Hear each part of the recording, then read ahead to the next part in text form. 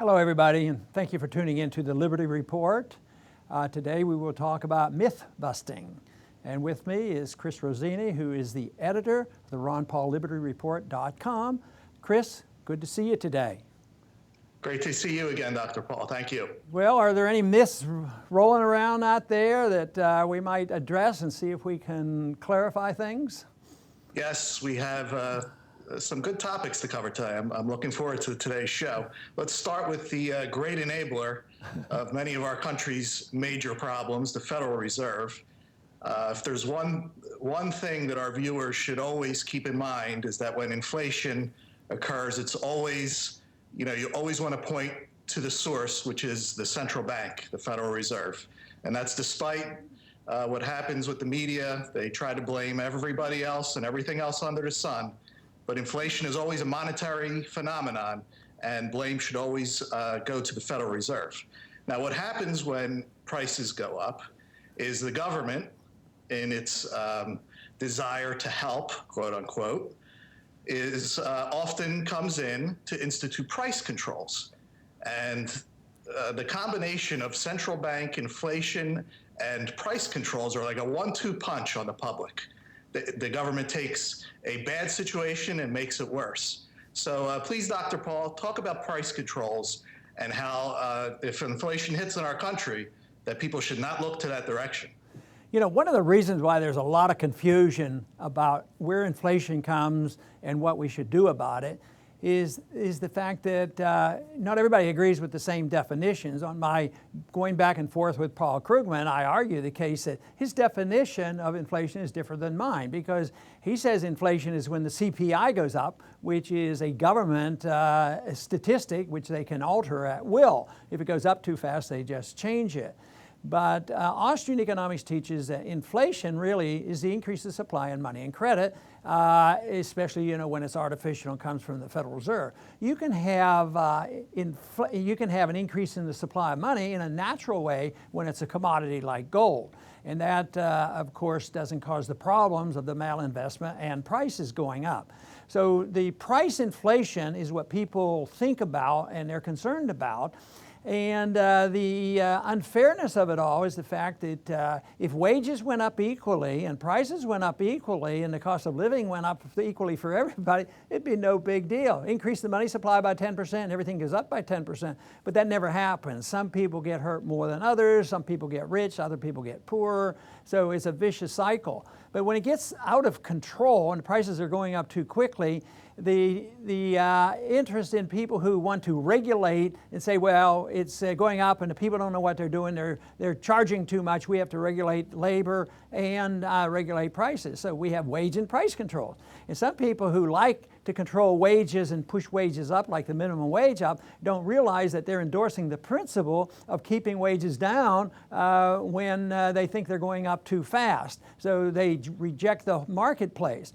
And wage and price controls have been used for like thousands of years because they've, for thousands of years, have artificially increased the supply of money, and they won't accept the fact because I think they realize it, but they don't want to admit the truth, because if they admitted the truth, governments would have to quit spending and not have debt that people won't buy, and they don't need a central bank, or they don't need to clip coins or whatever happens. But today, inflation is a serious problem, and it's not because the consumer price index is going up, even though it is, much more than the government admits. It's because it's caused so much distortion in the marketplace, and there's so much malinvestment that there has to be a correction, and controls won't solve the problem. A lot of people from the liberal side argue that, well, all we need, yes, we know the Fed's involved, but we just have to have better regulations. No, the market should regulate it. We should have the money supply dictated by the marketplace, and we would avoid a lot of harm and injury. So there's a lot to be said about understanding the basics of inflation, and if you did understand that, you would come to the conclusion that we don't need a Federal Reserve System, we don't need central banks. What we need is free markets and sound money to solve the problems. Right, and I hope that people remember that, because we may have inflation in our future, and please don't look to government to solve it. Let's move on to, I'd like to refer to our friend now, Tom Woods, who likes to call, he's coined the term a 3x5 index card of allowable opinion. And these days, on that index card, Americans are supposed to choose which problem the government should concentrate on. Which is the bigger boogeyman? Is it climate change or is it radical Islam? So for obvious reasons, radical Islam wins, and because it generates the most fear, and it's very scary to look at some of the things that they do. But our argument is always that it's a matter of foreign policy, that a bunch of radical religious people are able to do a lot of what they do because nation states are able to fund them and give them weapons and to carry out a lot of these atrocities. And we could go all the way back and even further in this, but we could start at during the 1980s when Ronald Reagan decided to intervene and back the Mujahideen with Osama bin Laden to get the Soviets out of Afghanistan. Of course, that was none of the U.S.'s business. And Osama bin Laden then went on to start Al-Qaeda, and Al-Qaeda branched out into ISIS. Please, Dr. Paul, talk about how the big worry is U.S. foreign policy and other governments too in funding and creating these monsters that now the government is asked to solve. Okay, I'll do that, but first I'll put my priority where I think the biggest problem is, and that's the size and growth of our government and the undermining of our personal liberties. But that's very much connected to your question about, what's going on with our foreign policy, how that is a source of many of our problems, and why ISIS is not the sole cause of the problem. Yes, our policies have encouraged the growth of radicalism, but what has happened is because there are some radicals that actually turns out that we support. You indicated that the Mujahideen and the Taliban we've supported in the past. We've encouraged Hamas, the growth of Hamas, along with what Israel support for this. And now we're very much involved in pushing ISIS, mainly because we think ISIS, or we pretend that ISIS will go after Assad. And so the whole effort of our allies right now in NATO and Israel and Saudi Arabia, everybody wants to get rid of Assad, and they're willing to, subsidize and push, ISIS. But then for them to turn around and say the whole problem is not our foreign policy contributing to the rising up of people who want to be radicalized. The whole thing is they say radical Islam. If you don't say radical Islam, then you won't admit the truth. So they want to say that Islam is the problem. To me, that's sort of like saying, Christianity is the problem because we have the Ku Klux Klan that claims that they have Christian ideas and principles and that they only follow those principles. Well, how many people would be willing to accept the fact that the Ku Klux Klan states the religious principles of Christianity? And that's sort of what is going on here. And if there is a danger, and I believe there is a danger of what we're doing there, but it's not, if we don't understand it, what the candidates are saying so often is that what we need to do is bomb and kill more people, rather than saying, how did we contribute to it? How can we back off? How can we moderate this a little bit and not say that it is all Islam? Maybe the fact that, our policies have led to the killing of 400 Muslims in the past 14 years. So that has to play a role in it. But they say, oh no, that really isn't. You're ducking it. You're un-American. You don't want to, you want to blame America and this sort of thing. But the foreign policy that we have is deadly. It's deadly for us because it costs a lot of money. It kills a lot of people. It caused a lot of friction. Just look at the results. The results are disastrous. Look, there's chaos continues in Afghanistan, in Iraq, and look at what's going on in Syria. Look how we've contributed to the mess in in Ukraine, and look at where Libya has been. And it's only when we get involved that these conditions just deteriorate. And a lot of people believe that no, we're well motivated, and we're the exceptional nation, and it's our personal moral responsibility to be the policeman of the world. So if there are any infractions on our standards overseas, we have this obligation to correct it. That's absolutely wrong. It costs too much money. It destroys our liberties here at home, and it makes us very unsafe overseas. So I think it's time the American people wake up and say, let's change our foreign policy, because it's nothing but trouble for us. Yes, and the trouble that it often produces and a interventionist foreign policy breeds is blowback. When people fight back against being attacked and bombed. And after blowback occurs, politicians, the opportunists, come out and look to increase their power. So, for example, after the recent blowback that occurred in Paris, tragically, American politician opportunists have been tripping over themselves in seeking to capitalize on what happened. For example, the FCC chairman is suggesting expanded wiretap laws. I saw Chris Christie come out, and it was complaining of how the CIA was defanged by this president. And even Ben Carson, this quote that I'm going to read caught my attention. He says, "I think we should have a database on everybody who comes into this country. Hopefully, we already have a database on every citizen who was already here. If we don't, we're doing a poor job." Please address the opportunism that occurs after blowback. So we have the problem of blowback, which means that when people feel like we've done them harm, invaded their country and killed a lot of their people, they don't have tanks and planes and navies to come and attack us and try to throw us out of their country, but they can use the technique which people refer to as terrorism, and that is just go and put bombs in places that get our attention. And that just means that the answer by those who believe in neoconservatism, the Dick Cheney types, is that we just need to kill more. They're still crying that losing 60,000 people in Vietnam wasn't enough if we'd have only kept doing it. And people say the same thing, about Iraq. We left too soon, and we should have more troops in there, and we should put more troops in Syria.